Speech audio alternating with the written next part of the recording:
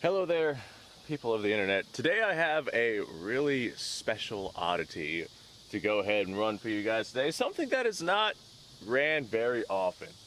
I'm out here with my M38 Carcano rifle, however it is you feel like pronouncing it.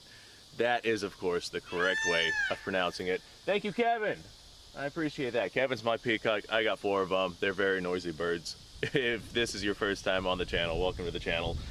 I think I'm the only gun channel on YouTube that also has peacocks. So, the M38 Carcano, I've actually made, man, the humidity here in Florida has my Carcano wet already. Carcano, however you feel like pronouncing that. But I've already made a video on this rifle a while back, but I came across some Carcano 7.35 Carcano brass. And the ammunition that I had ran in the video that I had made a while ago was original 1939 production ammunition. And at this point, that ammunition is becoming more collectible than it is something you would actually want to shoot, simply because that old 1939, 1938 original ammunition for these rifles, they're all, you know, duds and hang fires and whatnot, and you're not going to get any real accuracy with them. And you could take them apart and use them as components, but why the hell would I want to take apart and use them as components? It's original ammunition for these original rifles. I mean, at that point, that's definitely collectible ammunition. And not only that, but the brass itself is non-reloadable, so you would need to find brass for your 7.35 ammunition anyway, unless you wanted to like convert the brass for that to Boxer Prime, in which case, good luck with that. But anyway, I've already made a video on this rifle before, so I won't go too in depth with it. I'll just give you like the bare basic history behind these rifles. 1938, well, before 1938, Italy was basically looking at their little mediocre 6.5 Carcano round, which was the predecessor. Well, I guess it's both the sequel and the prequel to this rifle right here. The 6.5 Carcano round, which was a pretty anemic round. It was good for the time where it came out, you know, the late 1800s. But by about the 1940s, you know, just before the 1940s, Italy was looking around at what everybody else was using and looking down at their little rinky-dink 6.5 Carcano round and figured that they could use something a little bit more powerful. So they started a program to go ahead and adopt a more powerful round. They ended up going with the 7.35, which is like exactly 30 caliber bullets versus the 308 diameter bullets that we use in most of the 30 caliber rounds that we use nowadays, with the exception of like 311, 312 for AKs and Mosins and whatever else it is that you would want to use, the 303 Brit. But I'm getting a little off topic here. They ended up adopting an exact 30 caliber round, 7.35, and Italy was pleased enough to go ahead and make like 600,000 rifles and some change. And long story short, World War II broke out, and Italy was like, oh God, okay, we can't exactly equip our entire military with brand spanking new equipment and, you know, new designs of everything. So they actually decided to eventually go back, after like 2 years, eventually go back to the 6.5 Carcano round and deal with the war with their 6.5. They figured, you know, dealing with the war with what they had a massive amount of was a lot easier than trying to tool up and make a lot more of some brand spanking new equipment. So these right here stopped being a thing pretty early on. Eventually, a lot of these 7.35 Carcanos were sold to the Finnish to go ahead and use during the Finnish conflicts against Russia. And this is one of those examples. You can actually see the Finnish acceptance or Finnish army mark right there, the SA in that little box. This is a Carcano that was taken by the Finnish, and most of the ones inside the United States, with the exceptions of the one that came from Ethiopia, are going to be these Finnish rifles. So these right here do take the standard in-block clips. The clips are interchangeable from the 6.5 Carcano and the 7.35 Carcano. They were designed to be interchangeable. And all you do is you just take your clip, it's an in-block clip, and you just shove that bad boy right in there. And now I have 6 rounds of 7.35 Carcano that we're going to go ahead and launch downrange at 100 yards or so I don't have camera B set up or anything like that, so you guys won't be able to see me actually make the hits on target. But after I'm done pulling the trigger here, we'll go ahead and wander down there and have a look at our target. Now, the sights on these M38s are basically just a fixed 200-yard sight, and they're non-adjustable at all. We're sitting at about 100 yards, so I'm expecting to hit a little bit high. Carcanos tend to hit a little bit high anyway, since since it's just the sighting system that the Italians were using at the time. But 200-yard sight at 100 yards, like I said, I'm expecting to hit a little bit high, so I'm actually going to aim at the bottom of the target, and we're going to see how accurately we can make hits on target. I've only got the 6 rounds of 7.35 because this ammunition is quite difficult to come by, and the brass is quite difficult to come by, and short of getting like reformed brass or something like that, 7.35 is definitely not something that you want to take out and use as a regular plinker. But I figured, since I run a gun channel, it would probably be a good idea for me to get some footage of me actually shooting this thing. Alright, there's something crawling on my gun. Get off of there. Leave it to Florida. Give me a bunch of bugs that I have to deal with when I'm out here trying to deal with an incredibly rare to shoot rifle. It's also, oh, I don't know, 95 degrees out here or so. Go and adjust our camera angle a little bit there so y'all can actually see this rifle getting shot here. Alright. I say, we'll send another round. I was gonna say let's walk down there and see where we're actually hitting, make sure we're even hitting our target, because I'm pretty sure that we are. I think I hear the clink of the steel. I didn't hear the clink of the steel that time. My goodness. I'm trying to save the 7.35. Oh God, it fell into the bushes. Oh God, there's thorns. Oh, there's gonna be a challenge getting to this one, guys. Ah, oh, that's the worst. Ah, firegrass. Oh, my hand is stuck. Well, this is just where I live now. No, I dropped it. I dropped the brass. Okay, nice and slow now. Slow and steady gets the 7.35 Carcano brass. Ah, why is it so slippery? Ah. Okay, I cannot get to that brass. So I will use this stick to move some of this stuff out of the way. This is the first time that I'm doing this, and the last. I would never have put myself through that if it was for anything else besides 7.35 Carcano. I don't think I'd even do it for 6.5 Jap brass. Motherfucker. Okay, let's go ahead. Why is it sticky? Let's go ahead and send some more rounds here. This Carcano, I think I shot it, like I said, that one time when I had that original ammunition, but besides that, I have not. There we go. There's the clink of the steel that we all know and love. Let's send another round, shall we? This Carcano is also a little sticky. Carcano actions tend to be. Hey, I have no idea if I actually hit it. No, it did not fall into the bush of thorns. Give me that. All right, looks like I have one round left. Anyone who doesn't know how these rifles work, what rocket have you been living under? But whenever I cycle this last round, the clip's gonna fall out of the bottom of this magazine well right there. And there it goes, just like that. At least it did not fall into the thorn bush. All right, let's send another round, shall we? Ah, I don't know where that last one went.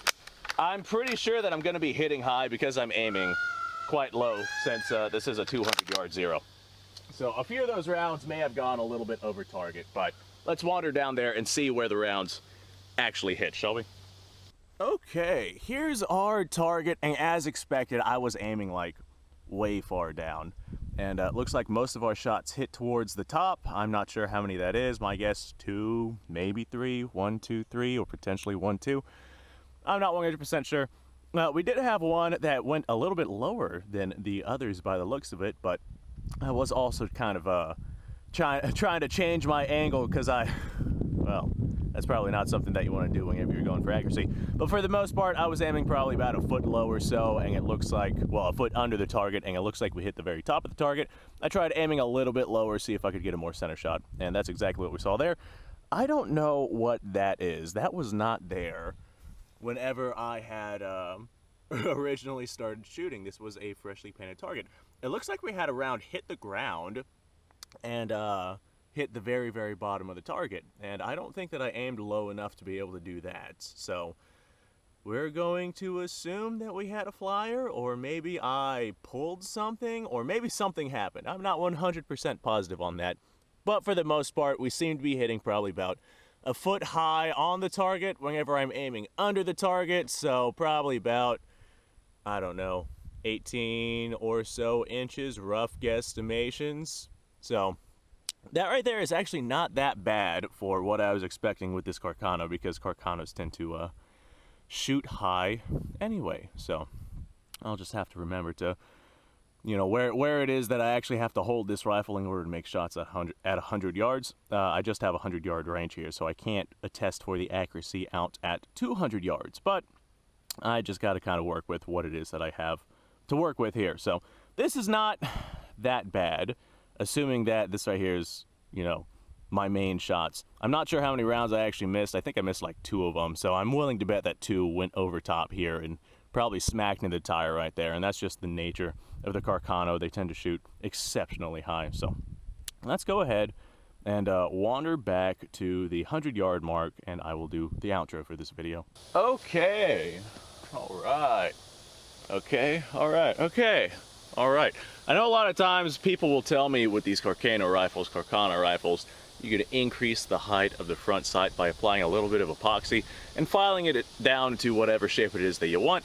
And in the event that you don't want to have the epoxy on your rifle anymore, you just, you know, crack it right off of there, break it off. It's just epoxy. It'll come off pretty damn easily. I don't like doing that simply because I want to know where the rifle itself hits. I can put epoxy in there, but in the event that I'm out, you know, hunting with the thing or doing any real practical thing with it, the likelihood of me breaking off that epoxy is actually quite high. So I much rather just remember that at 100 yards, I gotta have a, you know, holdover of holding about 18 inches low, and I should be able to smack my target pretty damn good. Thank you, Kevin. I appreciate that. One of the things I really like about these Carcano rifles is the safety on it. Very easy to engage, very easy to disengage. It's very positive. It not only stops the sear from falling for whenever you pull the trigger, but it also locks the bolt. And I've had several times where I've been out hunting and the safety on whatever rifle it is I have does not lock the bolts, and I'll like catch it on a tree and open my rifle and I'll like toss around out, and that is just annoying. So in the event that I'm out there trying to take a shot on something, I can very literally just push this down just like that. And I like the 7.35 Carcano over the 6.5 Carcano for hunting, although I've never used this rifle for hunting yet. I definitely plan to. The 7.35 is going to be a much more powerful, much more potent round than the 6.5, which is why the Italians originally wanted to adopt it. I will have to make some modifications to the Carcano clip. And my idea is, for one of these, I'm definitely going to do it with a reproduction. This is an original Italian clip, which I definitely do not want to dismember. I'm probably just going to take like a screw or something and screw just a little tiny screw right here into the clip so I can only load 5 rounds into it. The screw's got to be small enough not to deal with the follower, but it's got to be, well, in the clip to prevent me from being able to load 6 rounds as opposed to 5, since a lot of legalities prevent me from holding more than 5 rounds in my rifle. And that's just the nature of the beast that is the United States government's. 5 rounds is the absolute maximum for dealing with a lot of different spots. Anyway, folks, this was a really good time, and I love getting the chance to shoot these oddity rifles, just ones that you don't necessarily see a lot of people use. And I really like this 7.35 Carcano. The trigger on it could be better. It's definitely a 2-stage trigger. You know what? Just because this is a replaced firing pin and it's not an original firing pin, and in the event I got to replace it again, I can go ahead and replace it again. But it is a center fire rifle, not a rim fire, so I don't think broken firing pin is going to be an issue for me dry firing this thing. Definitely a 2-stage trigger. You have quite a bit of creep, but you got yourself a pretty solid wall. And then as soon as you break through that wall, let's see, that's a pretty heavy wall though. Right now I'm at like 5 pounds and it's not even moving.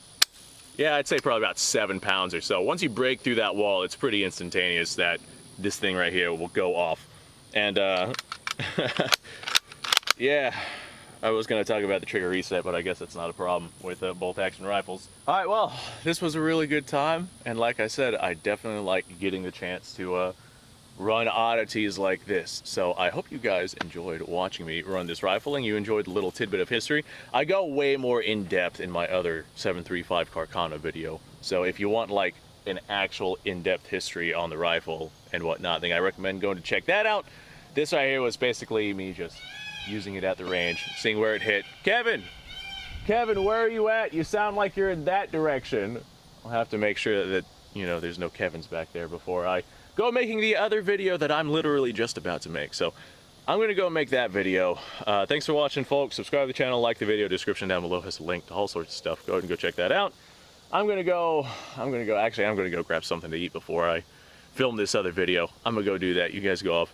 Have yourself a fantastic day. Thanks for watching. I had a lot of fun in this video. And the 7.35 does not recoil nearly as much as I was expecting. The 7.35 by 51 is roughly equivalent to about a 308. These are 140 grain projectiles, so they are a little bit lighter weight projectile. And this is, for the size of rifle it is kind of a heavy rifle. I'm not sure how heavy the M38s actually are. I might like look it up and put up a number somewhere. But since it's a heavy rifle and it's firing a little bit lighter weight projectile than the 308, it has like substantially less recoil, even all that considered, than I was fully expecting. So yeah, I could see why the Italians would want to adopt this. I would have definitely recommended they go with, you know, a system that didn't require in-block clips, but I like their enthusiasm. Anyway, folks, like I said, I'm gonna go grab me a bite to eat. You guys go off. Have a fantastic day, and thanks for watching.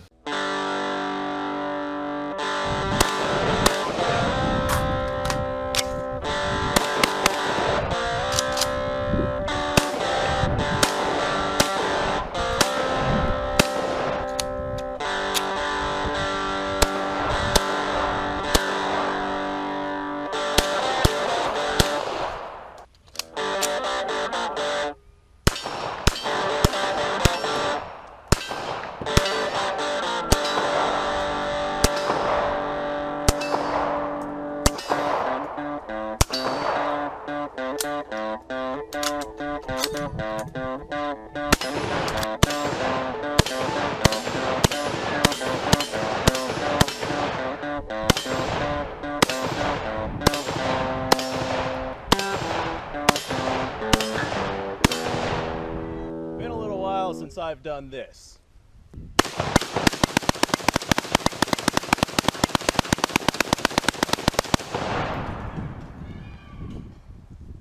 Bonnie and Clyde be damned.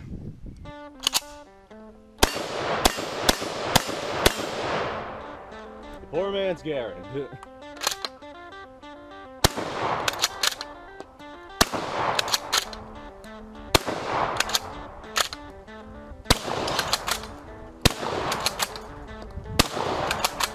It's a shame that bolt action shotguns aren't more mainstream.